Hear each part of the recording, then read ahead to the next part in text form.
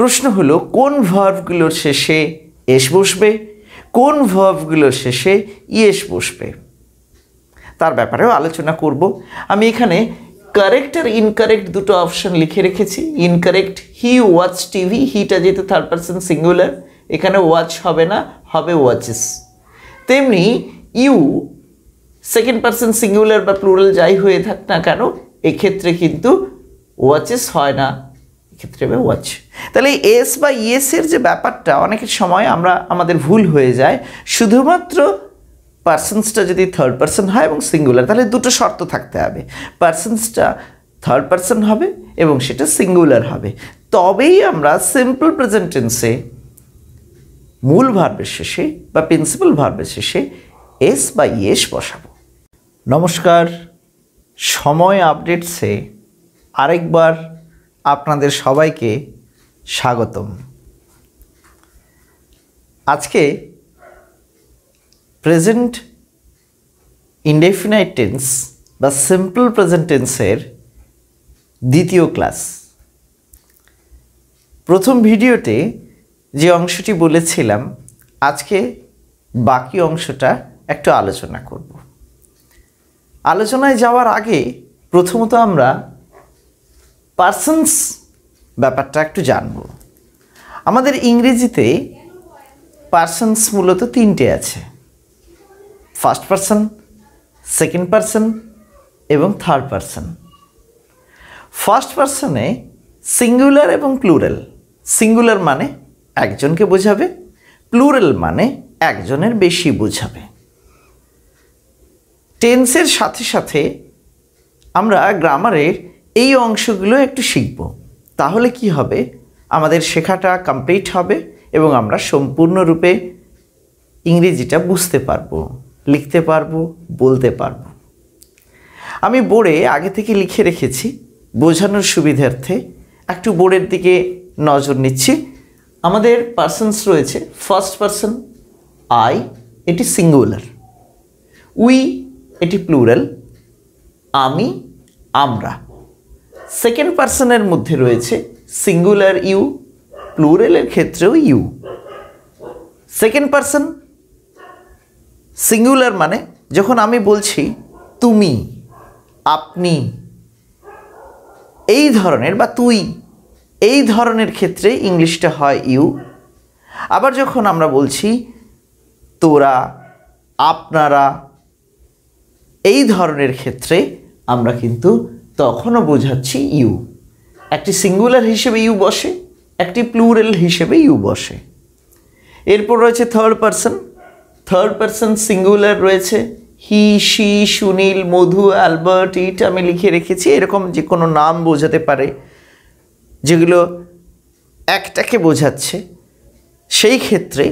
আর এখানে হি ছেলেদের ক্ষেত্রে এবং মেয়েদের ক্ষেত্রে সি। এই ব্যাপারগুলো আমাদের অনেকেরই জানা আছে, তাও একবার করে আমরা একটু জেনে নেব, তাহলে একটু সুবিধে হবে।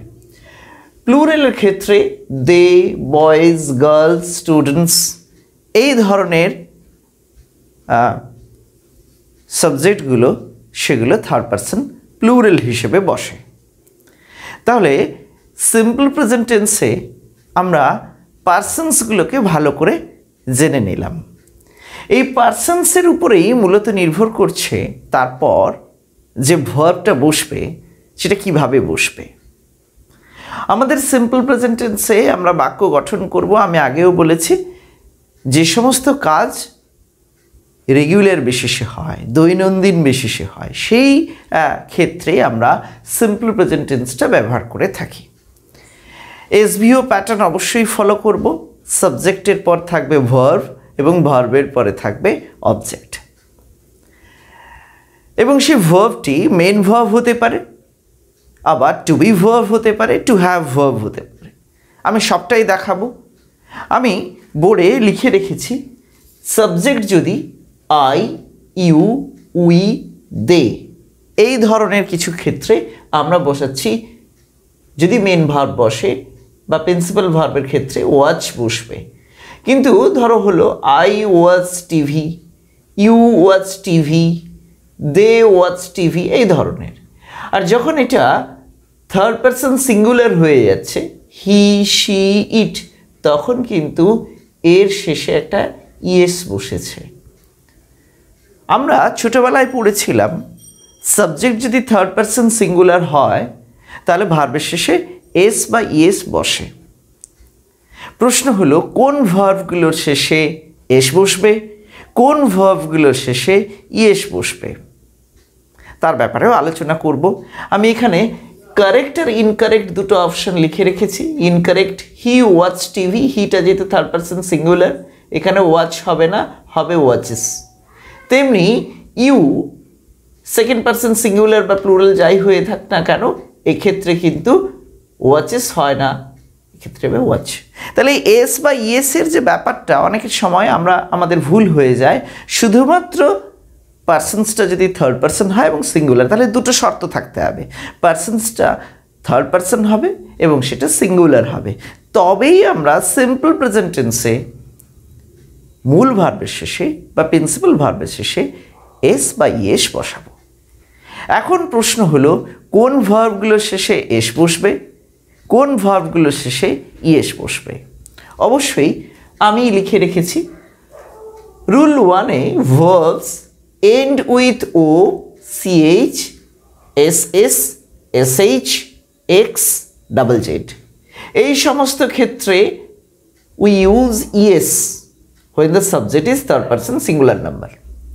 মানে যে ভার্বগুলো শেষ অক্ষর বা লাস্ট লেটার কি থাকছে, ও থাকছে, সিএইচ থাকছে, এসএস থাকছে, এসএইচ থাকছে, এক্স থাকছে বা জেড জেড থাকছে, সেই ক্ষেত্রে আমরা সাবজেক্ট যদি থার্ড পারসন সিঙ্গুলার হয় তাহলে আমরা সেই সমস্ত ভার্বগুলোর শেষে ইএস ব্যবহার করি। এক্সাম্পল অবশ্যই দিয়েছি, ওয়াচ সিএইচ দিয়ে শেষ হয়েছে, লাস্ট যে লেটার্সটা রয়েছে দুটো লেটার সিএইচ রয়েছে তার জন্য ওয়াচেস, ওয়াস এসএইচ রয়েছে তার জন্য WASHES, মিক্স এস দিয়ে শেষ হয়েছে মিক্সেস। এরকম অনেক ভার্বস রয়েছে যে ভার্বগুলোর শেষ ডিজিটটা যদি এরকম হয় বা শেষ লেটারটা, ডিজিট বলা বল লেটার্সটা যদি এরকম হয়, সেক্ষেত্রে আমরা ব্যবহার করব ইএস। এরপর রুল 2-তে verbs end with Y and before Y there is consonant, then we remove Y and we use IES when the subject is third person singular number। যেমন ধরো আই স্টাডি, কিন্তু হি স্টাডিজ হবে। এবারে স্টাডিজের ক্ষেত্রে STUDY, শেষ অক্ষর Y এবং Y এর আগে কনসোনেন্ট ডি আছে, তার জন্য সেটা কি হবে, IES হয়ে যাবে। Reply, Sunil replies whereas they reply বা আই রিপ্লাই। এই যে রিপ্লাইজ হলো ওয়াই এর আগে এল কনসোনেন্ট আছে, এই কনসোনেন্টের জন্য সেটা IES হয়ে যাবে। এটা কখন হচ্ছে এই সমস্ত ক্ষেত্রগুলো, যখন subject third person singular number, সেই সমস্ত ক্ষেত্রে কার পরে ইএস বসছে, কোন ভার্বগুলো IES হয়ে যায় সেটা দেখালাম, এবং বাকি সমস্ত ক্ষেত্রে তাহলে এসই হবে। এই ওয়াই এর ক্ষেত্রে আরেকটি জিনিস, যখন ভার্বসগুলো ওই শেষ অক্ষরটি বা লাস্ট লেটারটা ওয়াই থাকছে কিন্তু ওয়াই এর আগে ভাওয়েল থাকবে, সেক্ষেত্রে কিন্তু ইয়েস হবে না, সেক্ষেত্রে এস বসবে। যেমন এনজয়, প্লে, আমি প্রথম ভিডিওটিতে প্লে দিয়ে উদাহরণ দিয়েছিলাম, আমি মাঠে খেলা করি, I play in the field, সে মাঠে খেলা করে, হি প্লেজ, PLAYS। এখানে ওয়াই আছে, ভার্বের শেষ অক্ষর ওয়াই আছে, কিন্তু তার আগে একটা ভাওয়েল আছে। এই ভাওয়েল থাকার জন্য সেটা কিন্তু আর IES হবে না, সেটা শুধু এস বসবে। আমি ভাওয়েল লিখে দিয়েছি, অনেকেরই জানা আছে EIOU।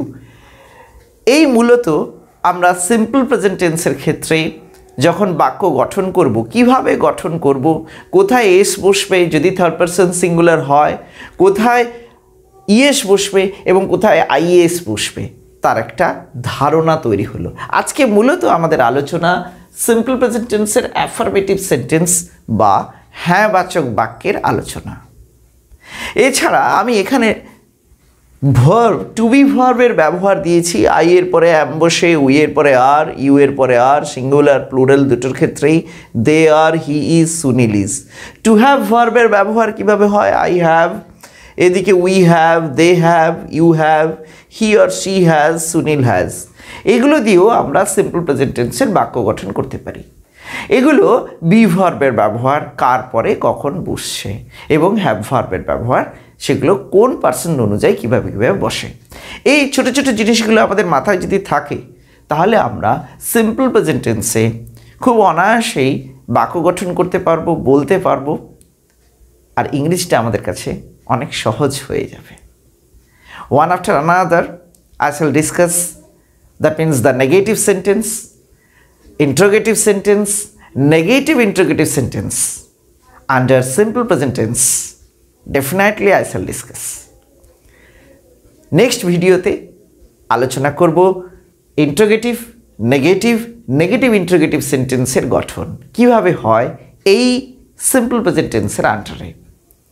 ততক্ষণ চ্যানেলটাকে সাবস্ক্রাইব করুন, ফলো করতে থাকুন, আর খুব সহজেই ইংরেজিটা শিখতে থাকুন। আমি আবার বোর্ডটা সবার সামনে রাখলাম যাতে বুঝতে সুবিধে হয় বা বোর্ডটাতে সবার কাছে পরিষ্কার হয়। ভালো থাকবেন, সুস্থ থাকবেন।